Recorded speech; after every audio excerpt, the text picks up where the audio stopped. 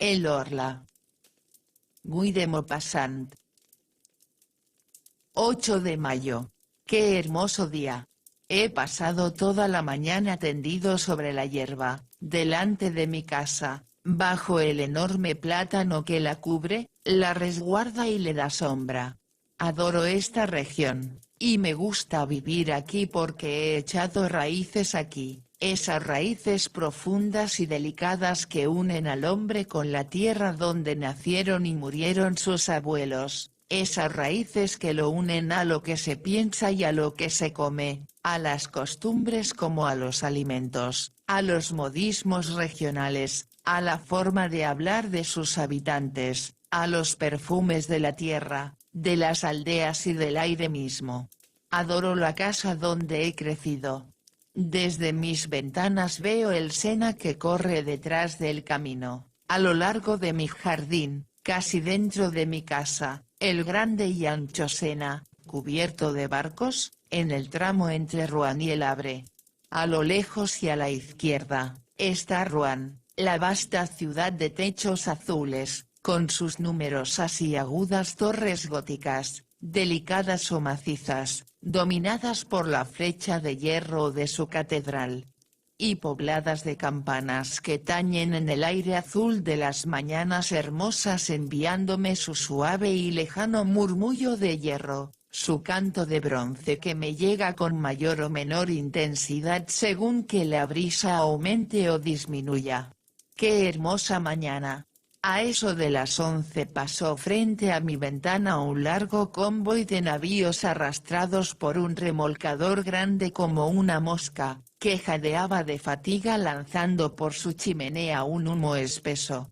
Después, pasaron 2 goletas inglesas, cuyas rojas banderas flameaban sobre el fondo del cielo, y un soberbio bergantín brasileño, blanco y admirablemente limpio y reluciente. Saludé su paso sin saber por qué, pues sentí placer al contemplarlo. 11 de mayo. Tengo algo de fiebre desde hace algunos días. Me siento dolorido o más bien triste. ¿De dónde vienen esas misteriosas influencias que transforman nuestro bienestar en desaliento y nuestra confianza en angustia? Diríase que el aire invisible, está poblado de lo desconocido, de poderes cuya misteriosa proximidad experimentamos. Porque al despertar me siento una gran alegría y ganas de cantar, y luego, sorpresivamente, después de dar un corto paseo por la costa, regreso desolado como si me esperase una desgracia en mi casa. Tal vez una ráfaga fría al rozarme la piel me ha alterado los nervios y ensombrecido el alma. ¿Acaso la forma de las nubes o el color tan variable del día o de las cosas me ha perturbado el pensamiento al pasar por mis ojos? ¿Quién puede saberlo? Todo lo que nos rodea, lo que vemos sin mirar, lo que rozamos inconscientemente, lo que tocamos sin palpar y lo que encontramos sin reparar en ello, tiene efectos rápidos, sorprendentes e inexplicables sobre nosotros. Sobre nuestros órganos y, por consiguiente, sobre nuestros pensamientos y nuestro corazón. Cuán profundo es el misterio de lo invisible. No podemos explorarlo con nuestros mediocres sentidos, con nuestros ojos que no pueden percibir lo muy grande ni lo muy pequeño, lo muy próximo ni lo muy lejano, los habitantes de una estrella ni los de una gota de agua.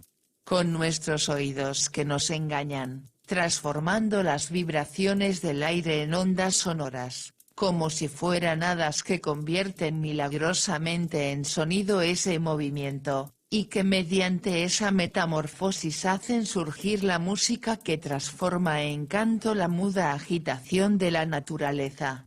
Con nuestro olfato, más débil que el del perro. Con nuestro sentido del gusto, que apenas puede distinguir la edad de un vino. ¿Cuántas cosas descubriríamos a nuestro alrededor si tuviéramos otros órganos que realizaran para nosotros otros milagros? 16 de mayo. Decididamente, estoy enfermo. Y pensar que estaba tan bien el mes pasado. Tengo fiebre, una fiebre atroz, o, mejor dicho, una nerviosidad febril que afecta por igual el alma y el cuerpo. Tengo continuamente la angustiosa sensación de un peligro que me amenaza, la aprensión de una desgracia inminente o de la muerte que se aproxima, el presentimiento suscitado por el comienzo de un mal aún desconocido que germina en la carne y en la sangre. 18 de mayo. Acabo de consultar al médico pues ya no podía dormir. Me ha encontrado el pulso acelerado, los ojos inflamados y los nervios alterados, pero ningún síntoma alarmante. Debo darme duchas y tomar bromuro de potasio. 25 de mayo. No siento ninguna mejoría. Mi estado es realmente extraño.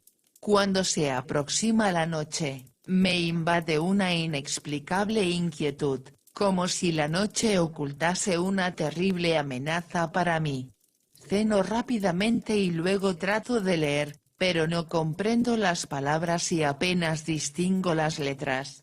Camino entonces de un extremo a otro de la sala sintiendo la opresión de un temor confuso e irresistible, el temor de dormir y el temor de la cama. A las 10 subo a la habitación. En cuanto entro, doy 2 vueltas a la llave y corro los cerrojos. Tengo miedo. ¿De qué? Hasta ahora nunca sentía temor por nada. Abro mis armarios, miro debajo de la cama, escucho. ¿Qué?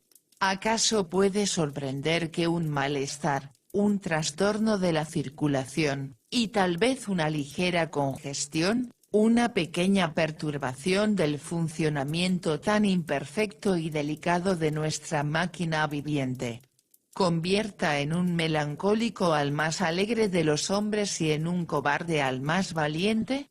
Luego me acuesto y espero el sueño como si esperase al verdugo.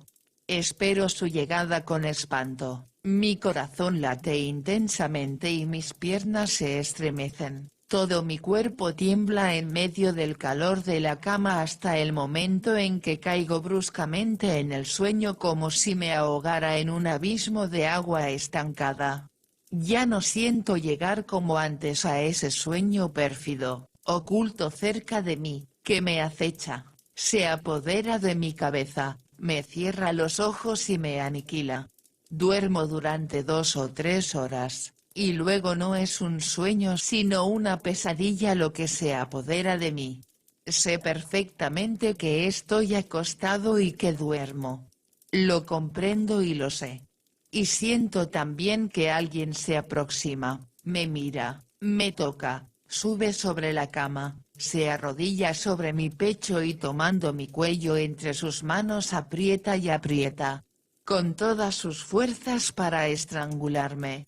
Trato de defenderme, impedido por esa impotencia atroz que nos paraliza en los sueños.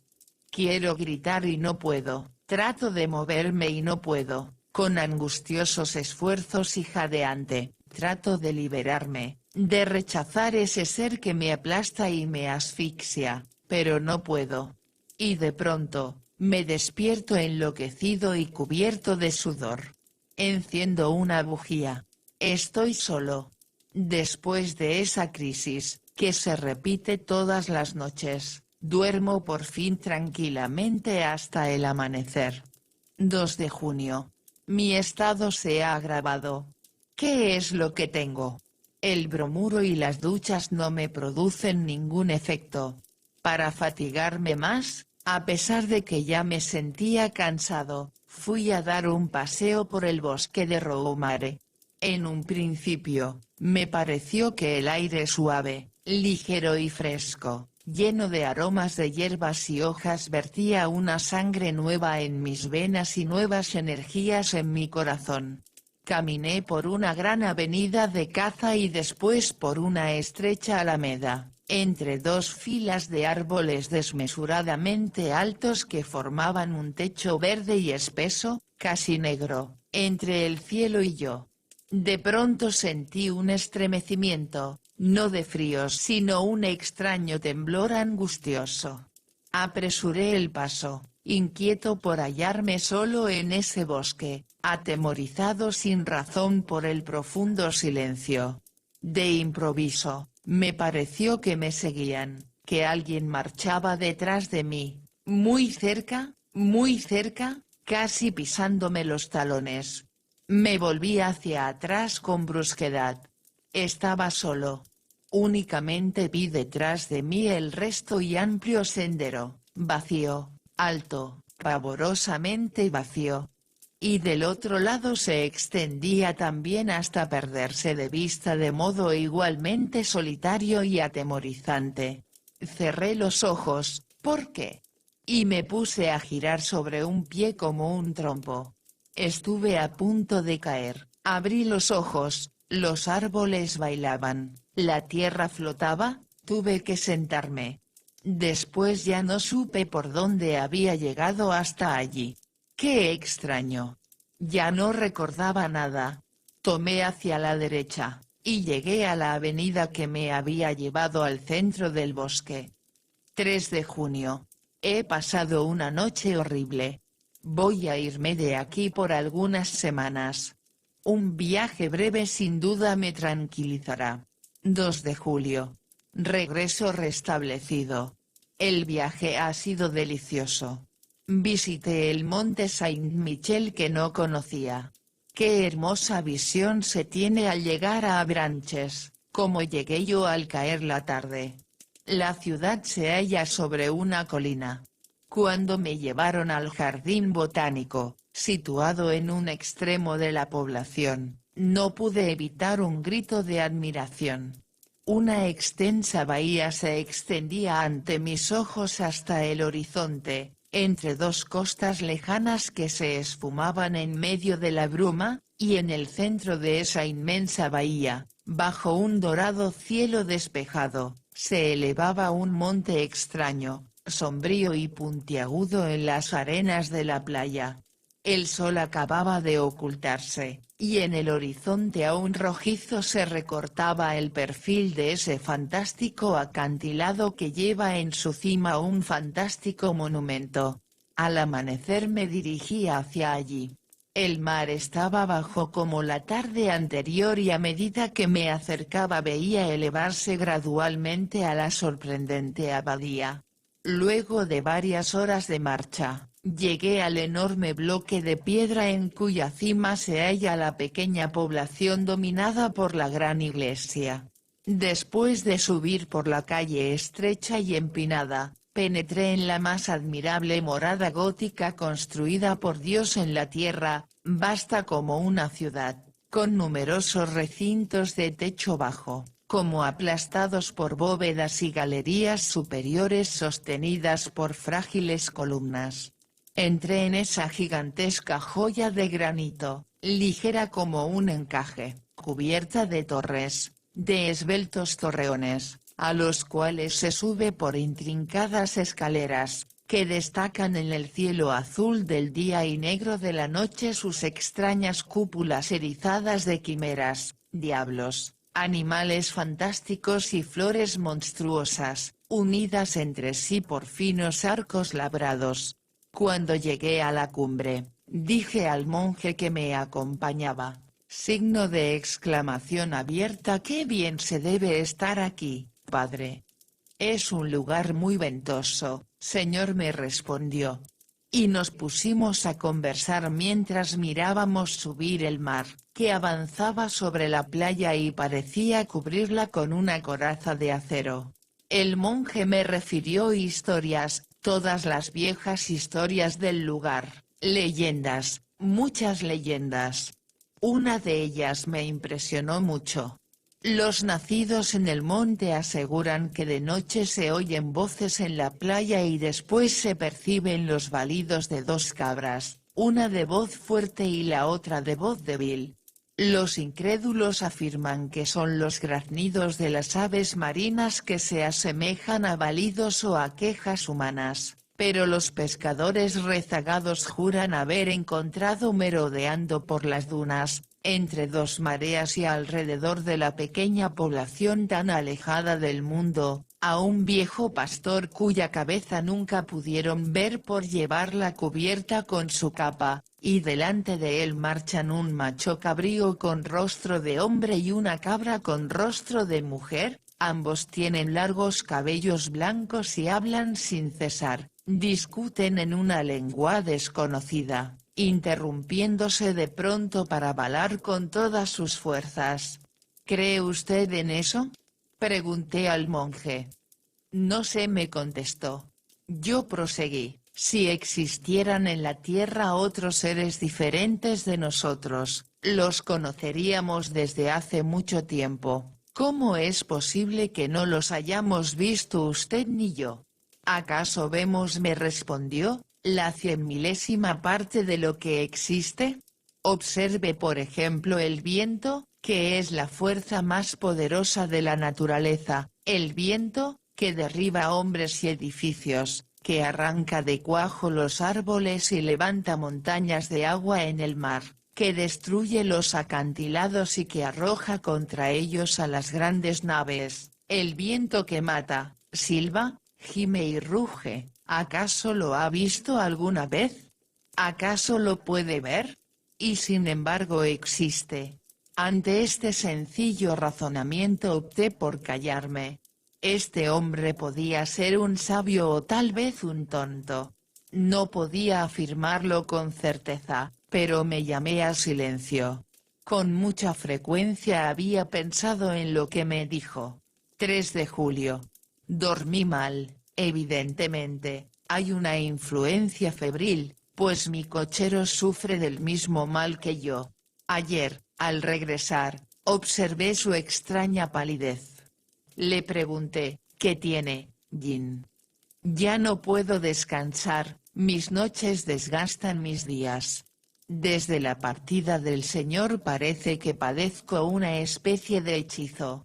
Los demás criados están bien, pero temo que me vuelvan las crisis. 4 de julio. Decididamente, las crisis vuelven a empezar. Vuelvo a tener las mismas pesadillas. Anoche sentí que alguien se inclinaba sobre mí y con su boca sobre la mía, bebían mi vida. Sí, la bebía con la misma avidez que una sanguijuela. Luego se incorporó saciado, y yo me desperté tan extenuado y aniquilado, que apenas podía moverme. Si eso se prolonga durante algunos días volveré a ausentarme. 5 de julio. ¿He perdido la razón? Lo que pasó, lo que vi anoche, es tan extraño que cuando pienso en ello pierdo la cabeza. Había cerrado la puerta con llave, como todas las noches, y luego sentí sed, bebí medio vaso de agua y observé distraídamente que la botella estaba llena. Me acosté enseguida y caí en uno de mis espantosos sueños del cual pude salir cerca de 2 horas después con una sacudida más horrible aún. Imagínense ustedes un hombre que es asesinado mientras duerme, que despierta con un cuchillo clavado en el pecho, jadeante y cubierto de sangre, que no puede respirar y que muere sin comprender lo que ha sucedido. Después de recobrar la razón, sentí nuevamente sed, encendí una bujía y me dirigí hacia la mesa donde había dejado la botella. La levanté inclinándola sobre el vaso, pero no había una gota de agua. Estaba vacía, completamente vacía. Al principio no comprendí nada, pero de pronto sentí una emoción tan atroz que tuve que sentarme o, mejor dicho, me desplomé sobre una silla. Luego me incorporé de un salto para mirar a mi alrededor. Después volví a sentarme delante del cristal transparente, lleno de asombro y terror. Lo observaba con la mirada fija, tratando de imaginarme lo que había pasado. Mis manos temblaban. ¿Quién se había bebido el agua? Yo sin duda.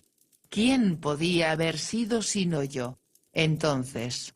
Yo era sonámbulo, y vivía sin saberlo esa doble vida misteriosa que nos hace pensar que hay en nosotros dos seres, o que a veces un ser extraño, desconocido e invisible anima, mientras dormimos, nuestro cuerpo cautivo que le obedece como a nosotros y más que a nosotros.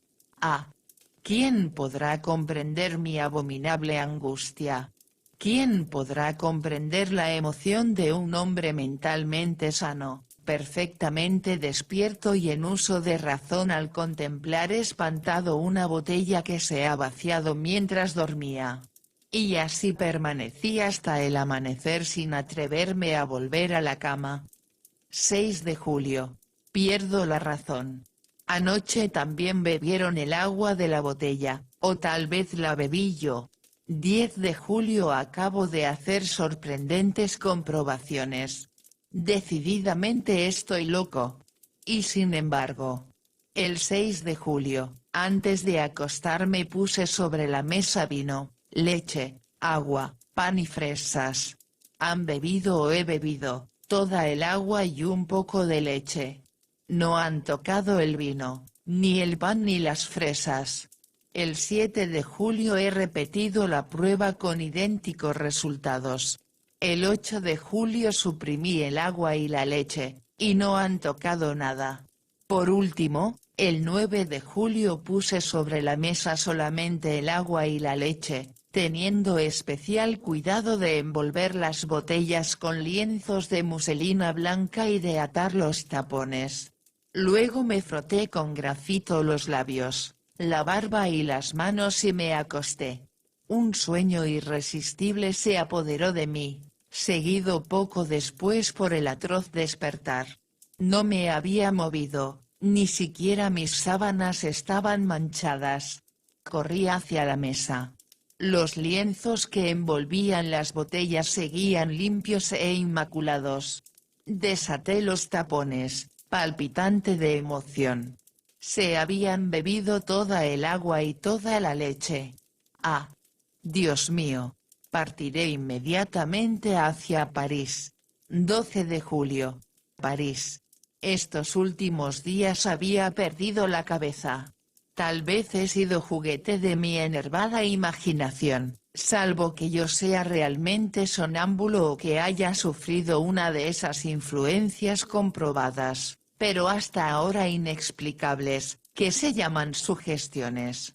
De todos modos, mi extravío rayaba en la demencia, y han bastado 24 horas en París para recobrar la cordura. Ayer, después de paseos y visitas, que me han renovado y vivificado el alma, terminé el día en el Teatro Francés. Representábase una pieza de Alejandro Dumas hijo. Este autor vivaz y pujante ha terminado de curarme. Es evidente que la soledad resulta peligrosa para las mentes que piensan demasiado. Necesitamos ver a nuestro alrededor a hombres que piensen y hablen. Cuando permanecemos solos durante mucho tiempo, poblamos de fantasmas el vacío. Regresé muy contento al hotel, caminando por el centro. Al codearme con la multitud, pensé, no sin ironía, en mis terrores y suposiciones de la semana pasada, pues creí que un ser invisible vivía bajo mi techo. Cuán débil es nuestra razón y cuán rápidamente se extravía cuando nos estremece un hecho incomprensible.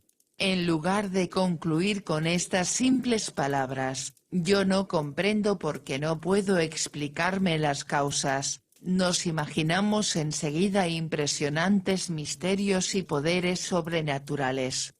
14 de julio. Fiesta de la República. He paseado por las calles. Los cohetes y banderas me divirtieron como a un niño. Sin embargo, me parece una tontería ponerse contento un día determinado por decreto del gobierno.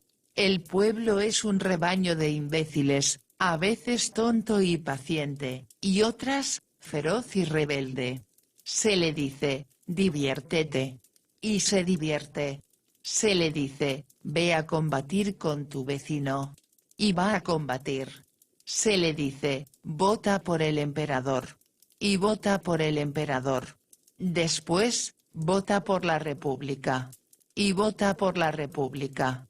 Los que lo dirigen son igualmente tontos, pero en lugar de obedecer a hombres se atienen a principios, que por lo mismo que son principios solo pueden ser necios, estériles y falsos, es decir, ideas consideradas ciertas e inmutables, tan luego en este mundo donde nada es seguro y donde la luz y el sonido son ilusorios. 16 de julio. Ayer he visto cosas que me preocuparon mucho. Cené en casa de mi prima, la señora Sable, casada con el jefe del regimiento 76 de cazadores de Limoges. Conocí allí a dos señoras jóvenes, casada una de ellas con el doctor Parent, que se dedica intensamente al estudio de las enfermedades nerviosas y de los fenómenos extraordinarios que hoy dan origen a las experiencias sobre hipnotismo y sugestión. Nos refirió detalladamente los prodigiosos resultados obtenidos por los sabios ingleses y por los médicos de la escuela de Nancy. Los hechos que expuso me parecieron tan extraños que manifesté mi incredulidad. Estamos a punto de descubrir uno de los más importantes secretos de la naturaleza, decía el doctor Parent, es decir, uno de sus más importantes secretos aquí en la Tierra, puesto que hay evidentemente otros secretos importantes en las estrellas. Desde que el hombre piensa, desde que aprendió a expresar y a escribir su pensamiento, se siente tocado por un misterio impenetrable para sus sentidos groseros e imperfectos, y trata de suplir la impotencia de dichos sentidos mediante el esfuerzo de su inteligencia. Cuando la inteligencia permanecía aún en un estado rudimentario, la obsesión de los fenómenos invisibles adquiría formas comúnmente terroríficas. De ahí las creencias populares en lo sobrenatural. Las leyendas de las almas en pena, las hadas, los gnomos y los aparecidos, me atrevería a mencionar incluso la leyenda de Dios, pues nuestras concepciones del artífice creador de cualquier religión son las invenciones más mediocres, estúpidas e inaceptables que pueden salir de la mente atemorizada de los hombres. Nada es más cierto que este pensamiento de Voltaire: Dios ha hecho al hombre a su imagen y semejanza, pero el hombre también ha procedido así con él. Pero desde hace algo más de un siglo, parece percibirse algo nuevo. Mesmer y algunos otros nos señalan un nuevo camino y, efectivamente, sobre todo desde hace 4 o 5 años, se han obtenido sorprendentes resultados. Mi prima, también muy incrédula, sonreía. El doctor Parent le dijo: ¿Quiere que la hipnotice, señora? Sí, me parece bien. Ella se sentó en un sillón y él comenzó a mirarla fijamente. De improviso, me dominó la turbación, mi corazón latía con fuerza y sentía una opresión en la garganta. Veía cerrarse pesadamente los ojos de la señora Sable, y su boca se crispaba y parecía jadear. Al cabo de 10 minutos dormía. Póngase detrás de ella, me dijo el médico. Obedecí su indicación, y él colocó en las manos de mi prima una tarjeta de visita al tiempo que le decía: esto es un espejo, ¿qué ve en él? Veo a mi primo, respondió. ¿Qué hace? Se atusa el bigote. ¿Y ahora? Saca una fotografía del bolsillo. ¿Quién aparece en la fotografía? Él, mi primo. Era cierto. Esa misma tarde me habían entregado esa fotografía en el hotel. ¿Cómo aparece en ese retrato? Se halla de pie, con el sombrero en la mano. Evidentemente, veía en esa tarjeta de cartulina lo que hubiera visto en un espejo. Las damas decían espantadas, «Basta. Basta, por favor». Pero el médico ordenó, «Usted se levantará mañana a las 8, luego irá a ver a su primo al hotel donde se aloja, y le pedirá que le preste los 5.000 francos que le pide su esposo y que le reclamará cuando regrese de su próximo viaje». Luego la despertó. Mientras regresaba al hotel pensé en esa curiosa sesión y me asaltaron dudas, no sobre la insospechable, la total buena fe de mi prima a quien conocía desde la infancia como a una hermana, sino sobre la seriedad del médico. ¿No escondería en su mano un espejo que mostraba a la joven dormida, al mismo tiempo que la tarjeta? Los prestidigitadores profesionales hacen cosas semejantes. No bien regresé me acosté. Pero a las 8:30 de la mañana me despertó mi mucamo y me dijo, «La señora Sablé quiere hablar inmediatamente con el señor». Me vestí deprisa y la hice pasar. Sentóse muy turbada y me dijo sin levantar la mirada ni quitarse el velo, «Querido primo, tengo que pedirle un gran favor». «¿De qué se trata, prima?»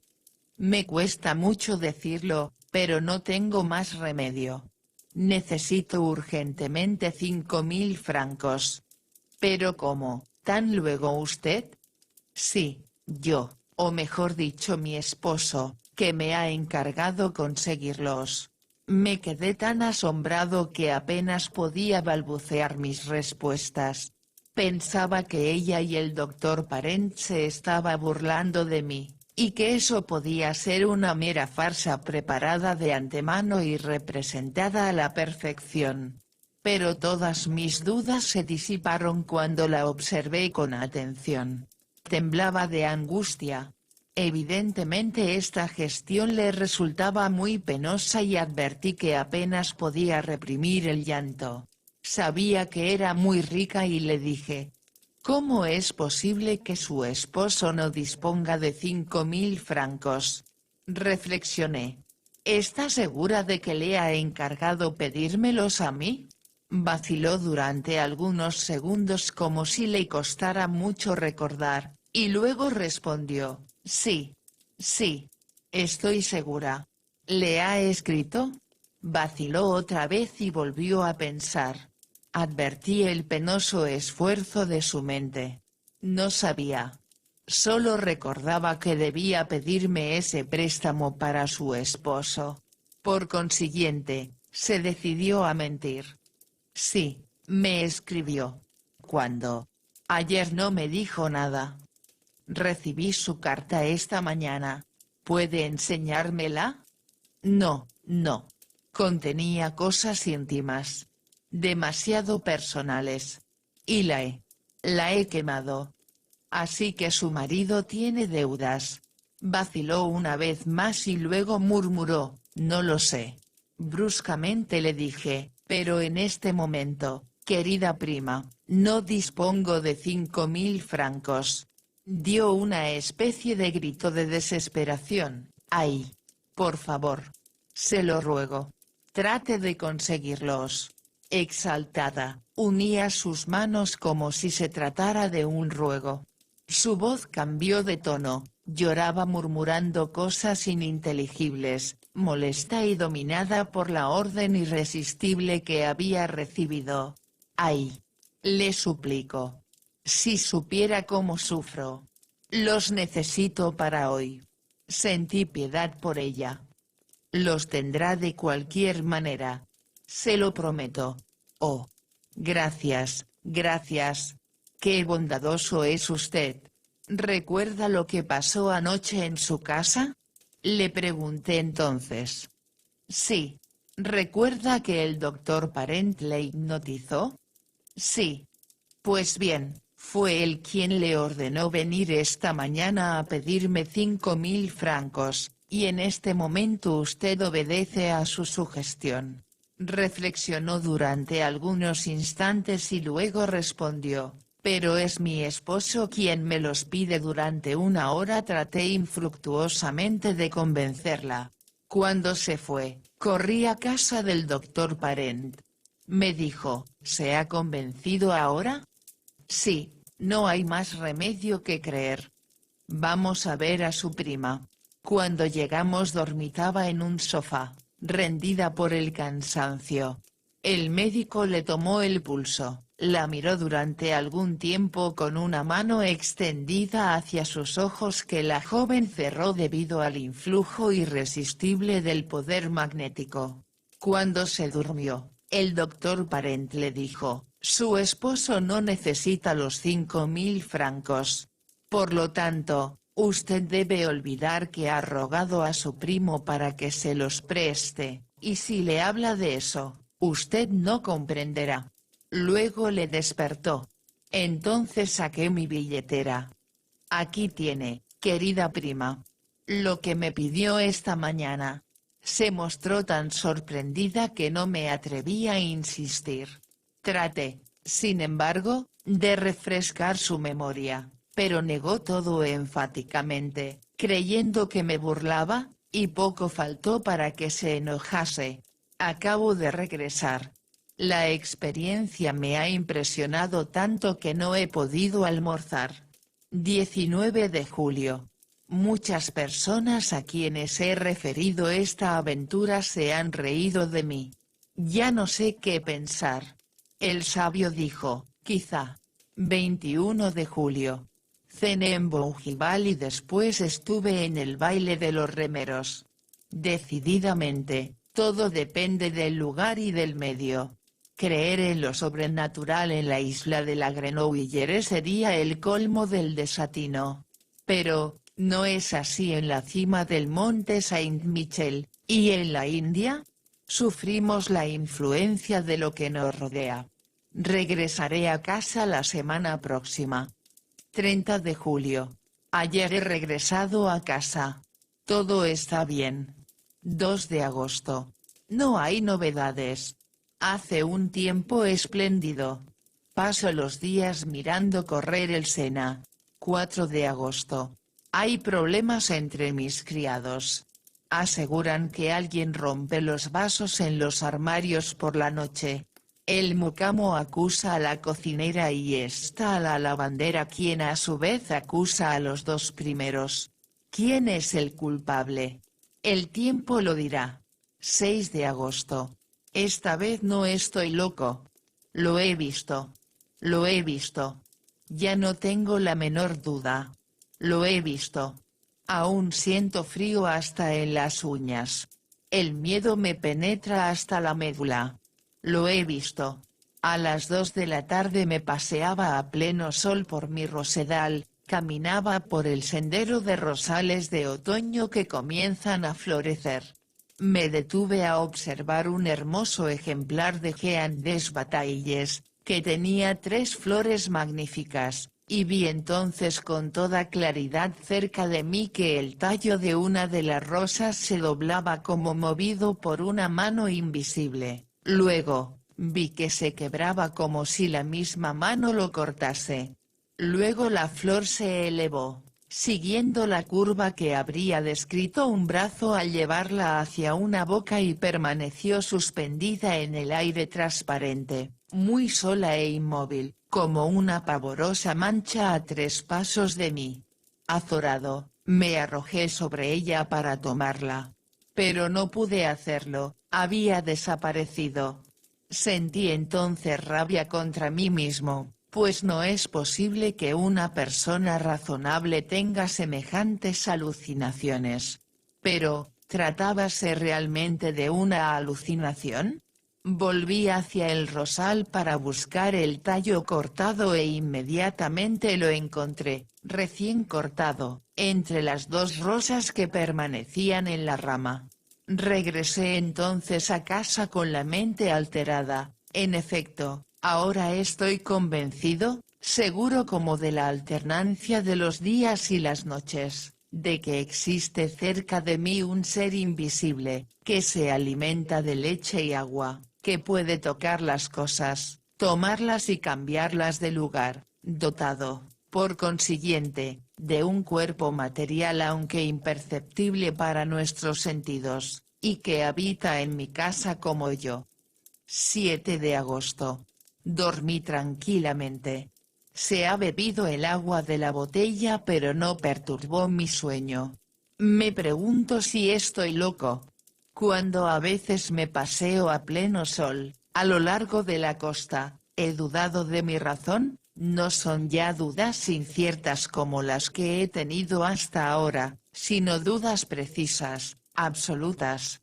He visto locos. He conocido algunos que seguían siendo inteligentes, lúcidos y sagaces en todas las cosas de la vida menos en un punto. Hablaban de todo con claridad, facilidad y profundidad, pero de pronto su pensamiento chocaba contra el escollo de la locura y se hacía pedazos, volaba en fragmentos y se hundía en ese océano siniestro y furioso, lleno de olas fragorosas, brumosas y borrascosas que se llama demencia. Ciertamente, estaría convencido de mi locura, si no tuviera perfecta conciencia de mi estado, al examinarlo con toda lucidez. En suma, yo solo sería un alucinado que razona.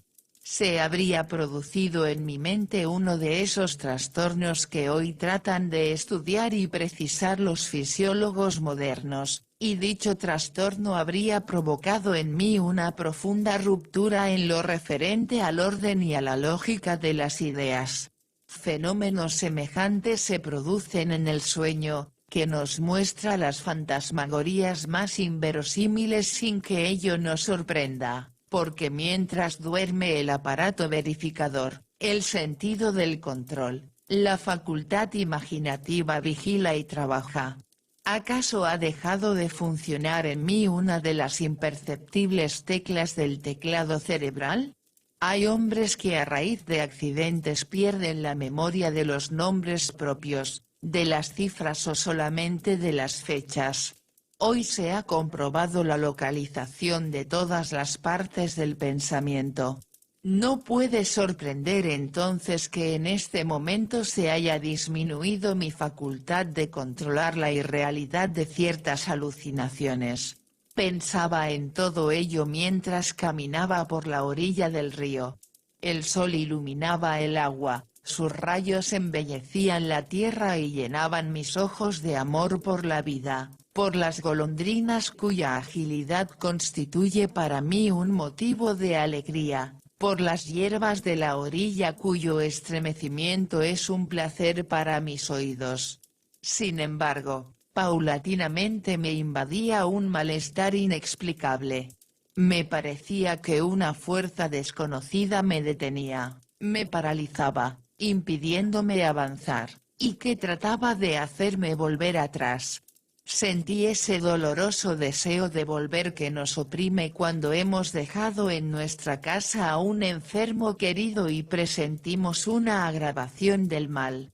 Regresé entonces, a pesar mío, convencido de que encontraría en casa una mala noticia, una carta o un telegrama. Nada de eso había, y me quedé más sorprendido e inquieto aún que si hubiese tenido una nueva visión fantástica. 8 de agosto. Pasé una noche horrible. Él no ha aparecido más, pero lo siento cerca de mí. Me espía, me mira, se introduce en mí y me domina. Así me resulta más temible, pues al ocultarse de este modo parece manifestar su presencia invisible y constante mediante fenómenos sobrenaturales. Sin embargo he podido dormir. 9 de agosto. Nada ha sucedido, pero tengo miedo. 10 de agosto. Nada, ¿qué sucederá mañana? 11 de agosto. Nada, siempre nada. No puedo quedarme aquí con este miedo y estos pensamientos que dominan mi mente. Me voy. 12 de agosto, 10 de la noche. Durante todo el día he tratado de partir, pero no he podido. He intentado realizar ese acto tan fácil y sencillo: salir, subir en mi coche para dirigirme a Rouen, y no he podido. ¿Por qué? 13 de agosto. Cuando nos atacan ciertas enfermedades, nuestros mecanismos físicos parecen fallar. Sentimos que nos faltan las energías y que todos nuestros músculos se relajan, los huesos parecen tan blandos como la carne y la carne tan líquida como el agua. Todo eso repercute en mi espíritu de manera extraña y desoladora. Carezco de fuerzas y de valor, no puedo dominarme y ni siquiera puedo hacer intervenir mi voluntad. Ya no tengo iniciativa, pero alguien lo hace por mí, y yo obedezco. 14 de agosto. Estoy perdido. Alguien domina mi alma y la dirige. Alguien ordena todos mis actos, mis movimientos y mis pensamientos. Ya no soy nada en mí, no soy más que un espectador prisionero y aterrorizado por todas las cosas que realizo. Quiero salir y no puedo. Él no quiere y tengo que quedarme, azorado y tembloroso, en el sillón donde me obliga a sentarme. Solo deseo levantarme, incorporarme para sentirme todavía dueño de mí. Pero no puedo. Estoy clavado en mi asiento, y mi sillón se adhiere al suelo de tal modo que no habría fuerza capaz de movernos. De pronto, siento la irresistible necesidad de ir al huerto a cortar fresas y comerlas. Y voy. Corto fresas y las como. ¡Oh Dios mío! Dios mío. ¿Será acaso un Dios? Si lo es, salvadme. Libradme. Socorredme. Perdón. Piedad. Misericordia. Salvadme. ¡Oh, qué sufrimiento! ¡Qué suplicio! ¡Qué horror!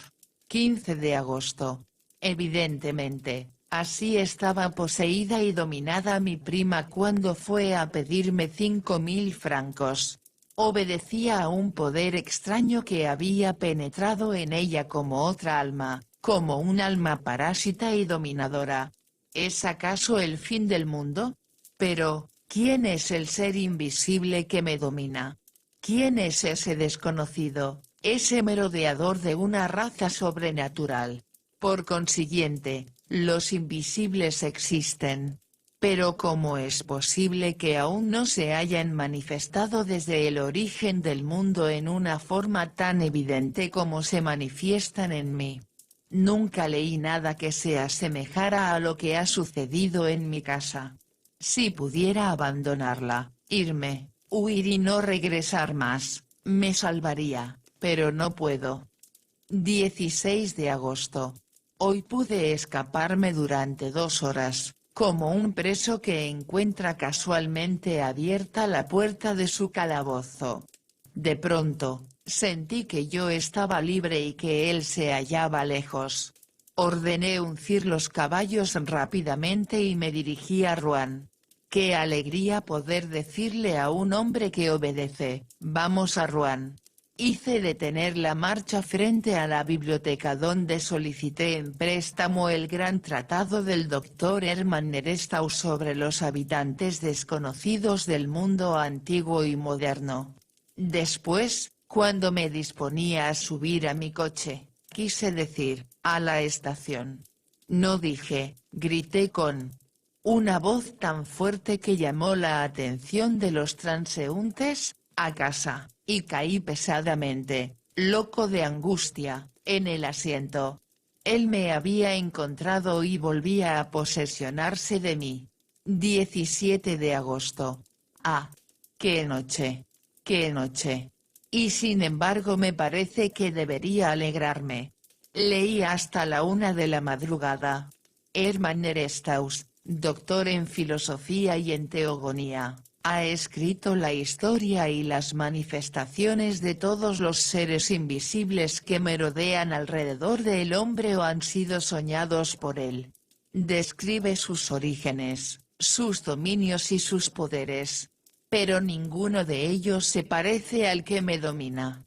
Se diría que el hombre, desde que pudo pensar, presintió y temió la presencia de un ser nuevo más fuerte que él, su sucesor en el mundo, y que como no pudo prever la naturaleza de este amo, creó, en medio de su terror, todo ese mundo fantástico de seres ocultos y de fantasmas misteriosos surgidos del miedo.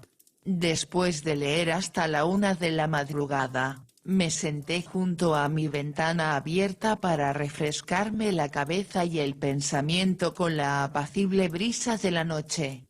Era una noche hermosa y tibia, que en otra ocasión me hubiera gustado mucho. No había luna. Las estrellas brillaban en las profundidades del cielo con estremecedores destellos. ¿Quién vive en aquellos mundos?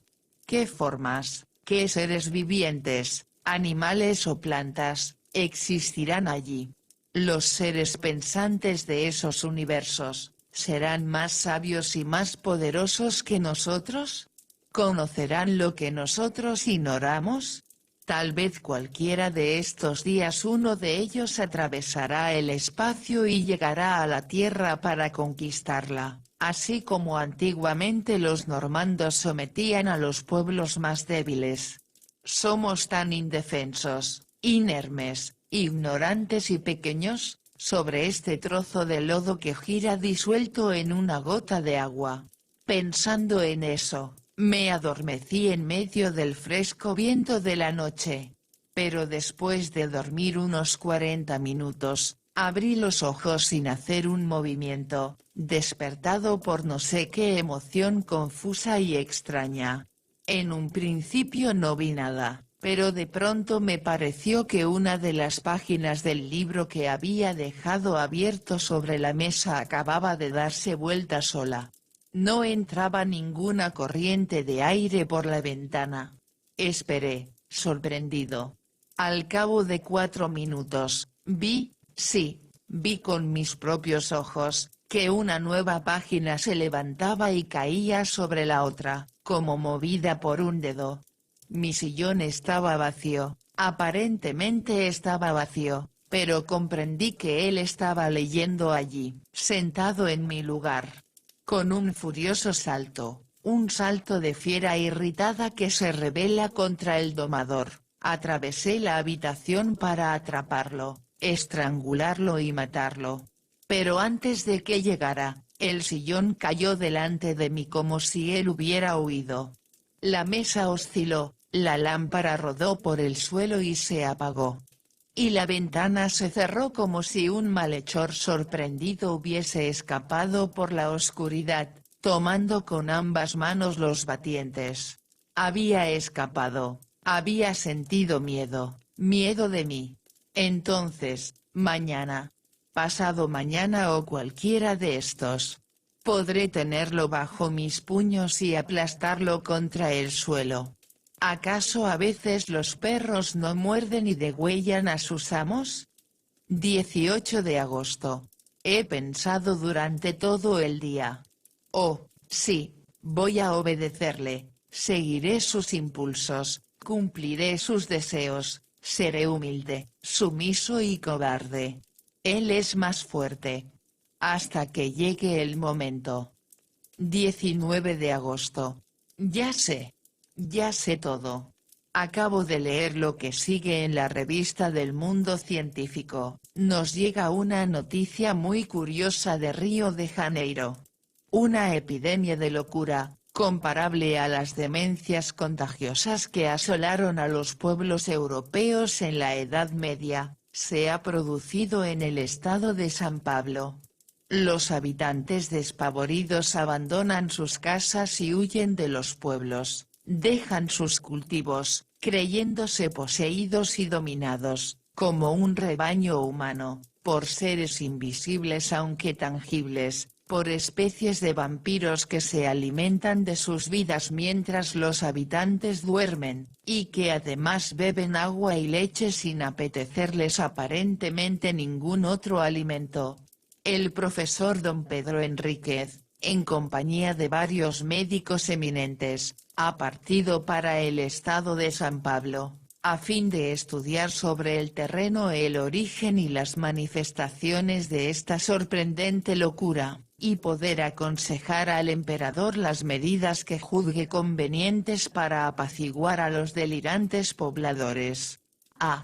Ahora recuerdo el hermoso bergantín brasileño que pasó frente a mis ventanas remontando el Sena, el 8 de mayo último. Me pareció tan hermoso, blanco y alegre. Allí estaba el que venía de lejos, del lugar de donde es originaria su raza. Y me vio. Vio también mi blanca vivienda, y saltó del navío a la costa. Oh Dios mío. Ahora ya lo sé y lo presiento, el reinado del hombre ha terminado. Ha venido aquel que inspiró los primeros terrores de los pueblos primitivos. Aquel que exorcizaban los sacerdotes inquietos y que invocaban los brujos en las noches oscuras, aunque sin verlo todavía. Aquel a quien los presentimientos de los transitorios dueños del mundo adjudicaban formas monstruosas o graciosas de gnomos, espíritus, genios, hadas y duendes. Después de las groseras concepciones del espanto primitivo, hombres más perspicaces han presentido con mayor claridad. Mesmer lo sospechaba, y hace ya 10 años que los médicos han descubierto la naturaleza de su poder de manera precisa, antes de que él mismo pudiera ejercerlo. Han jugado con el arma del nuevo señor, con una facultad misteriosa sobre el alma humana. La han denominado magnetismo, hipnotismo, sugestión. ¿Qué sé yo? Los he visto divertirse como niños imprudentes con este terrible poder. Desgraciados de nosotros. Desgraciado del hombre. Ha llegado él. Él. ¿Cómo se llama? Él. Parece que me gritara su nombre y no lo oyese. Él. Sí. Grita.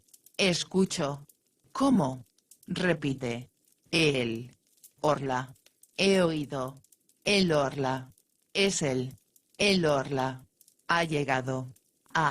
El buitre se ha comido la paloma, el lobo ha devorado el cordero, el león ha devorado el búfalo de agudos cuernos, el hombre ha dado muerte al león con la flecha, el puñal y la pólvora, pero el Orla hará con el hombre lo que nosotros hemos hecho con el caballo y el buey, lo convertirá en su cosa, su servidor y su alimento, por el solo poder de su voluntad.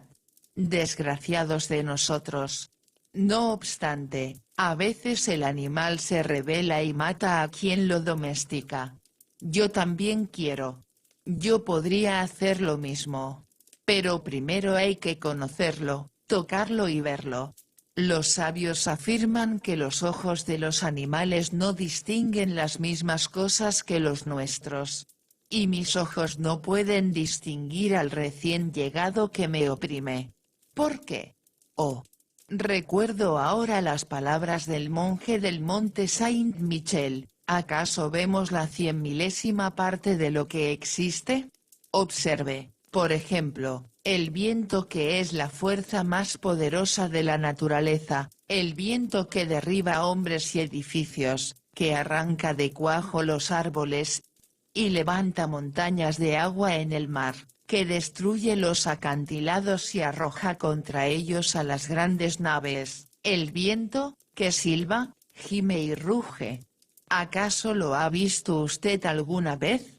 ¿Acaso puede verlo? Y sin embargo existe.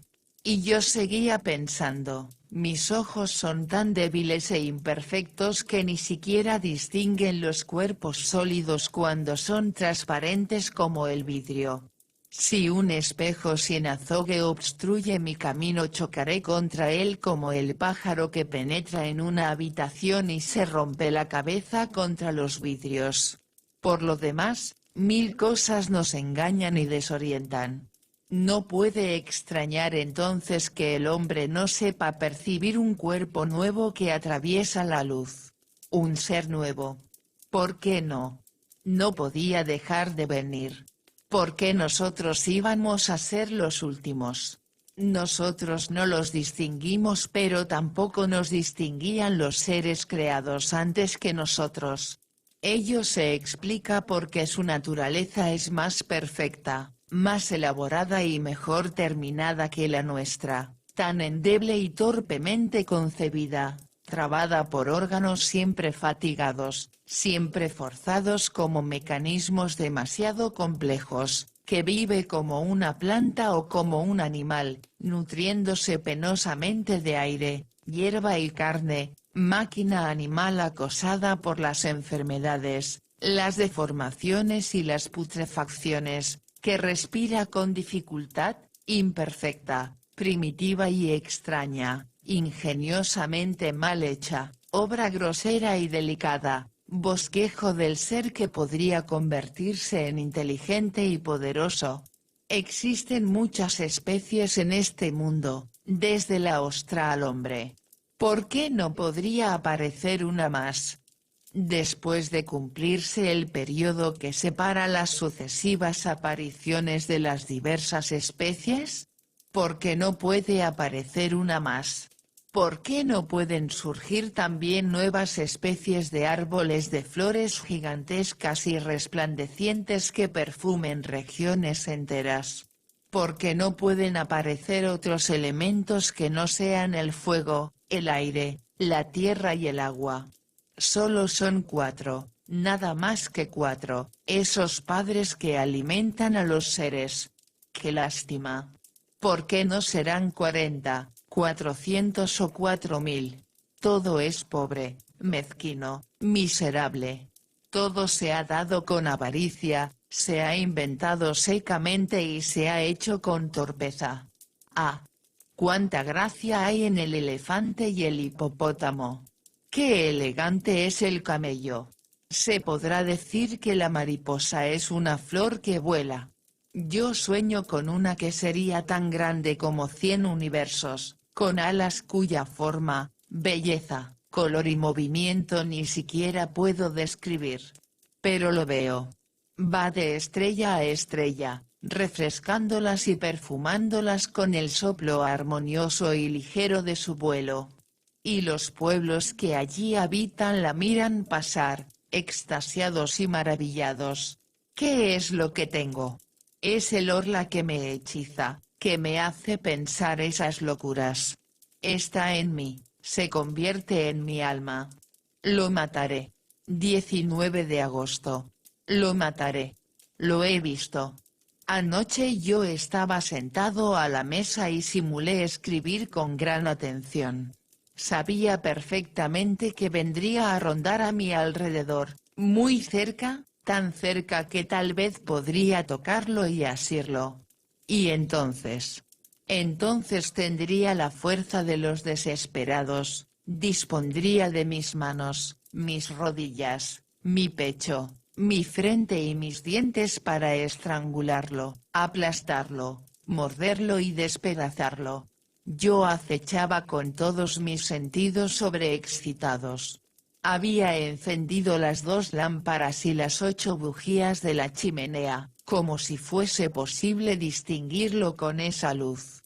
Frente a mí está mi cama, una vieja cama de roble, a la derecha la chimenea, a la izquierda la puerta cerrada cuidadosamente, después de dejarla abierta durante largo rato a fin de atraerlo. Detrás de mí un gran armario con espejos que todos los días me servía para afeitarme y vestirme y donde acostumbraba mirarme de pies a cabeza cuando pasaba frente a él. Como dije antes, simulaba escribir para engañarlo, pues él también me espiaba. De pronto, tuve la certeza de que leía por encima de mi hombro, de que estaba allí rozándome la oreja. Me levanté con las manos extendidas, girando con tal rapidez que estuve a punto de caer. Pues bien, se veía como si fuera pleno día, y sin embargo no me vi en el espejo. Estaba vacío, claro, profundo y resplandeciente de luz. Mi imagen no aparecía y yo estaba frente a él. Veía aquel vidrio totalmente límpido de arriba a abajo. Y lo miraba con ojos extraviados. No me atrevía a avanzar, y ya no tuve valor para hacer un movimiento más. Sentía que él estaba allí, pero que se me escaparía otra vez, con su cuerpo imperceptible que me impedía reflejarme en el espejo. ¡Cuánto miedo sentí! De pronto, mi imagen volvió a reflejarse, pero como si estuviese envuelta en la bruma, como si la observase a través de una capa de agua. Me parecía que esa agua se deslizaba lentamente de izquierda a derecha y que paulatinamente mi imagen adquiría mayor nitidez. Era como el final de un eclipse. Lo que la ocultaba no parecía tener contornos precisos, era una especie de transparencia opaca, que poco a poco se aclaraba. Por último, pude distinguirme completamente como todos los días. Lo había visto. Conservo el espanto que aún me hace estremecer. 20 de agosto. ¿Cómo podré matarlo si está fuera de mi alcance? ¿Envenenándolo? Pero él me verá mezclar el veneno en el agua y tal vez nuestros venenos no tienen ningún efecto sobre un cuerpo imperceptible. No. No. Decididamente no. Pero entonces, ¿qué haré entonces? 21 de agosto he llamado a un cerrajero de Rouen y le he encargado persianas metálicas como las que tienen algunas residencias particulares de París, en la planta baja, para evitar los robos. Me haré además una puerta similar. Me debe haber tomado por un cobarde, pero no importa. 10 de septiembre. Rouen, Hotel Continental. Ha sucedido. Pero, ¿habrá muerto? Lo que vi me ha trastornado. Ayer, después que el cerrajero colocó la persiana y la puerta de hierro, dejé todo abierto hasta medianoche a pesar de que comenzaba a hacer frío. De improviso, sentí que estaba aquí y me invadió la alegría, una enorme alegría. Me levanté lentamente y caminé en cualquier dirección durante algún tiempo para que no sospechase nada. Luego me quité los botines y me puse distraídamente unas pantuflas. Cerré después la persiana metálica y regresé con paso tranquilo hasta la puerta, cerrándola también con 2 vueltas de llave. Regresé entonces hacia la ventana. La cerré con un candado y guardé la llave en el bolsillo. De pronto, comprendí que se agitaba a mi alrededor, que él también sentía miedo, y que me ordenaba que le abriera. Estuve a punto de ceder, pero no lo hice. Me acerqué a la puerta y la entreabrí lo suficiente como para poder pasar retrocediendo, y como soy muy alto mi cabeza llegaba hasta el dintel. Estaba seguro de que no había podido escapar y allí lo acorralé solo, completamente solo. ¡Qué alegría! Había caído en mi poder. Entonces descendí corriendo a la planta baja, tomé las 2 lámparas que se hallaban en la sala situada debajo de mi habitación, y, con el aceite que contenían rocié la alfombra, los muebles, todo. Luego les prendí fuego, y me puse a salvo después de cerrar bien, con 2 vueltas de llave, la puerta de entrada.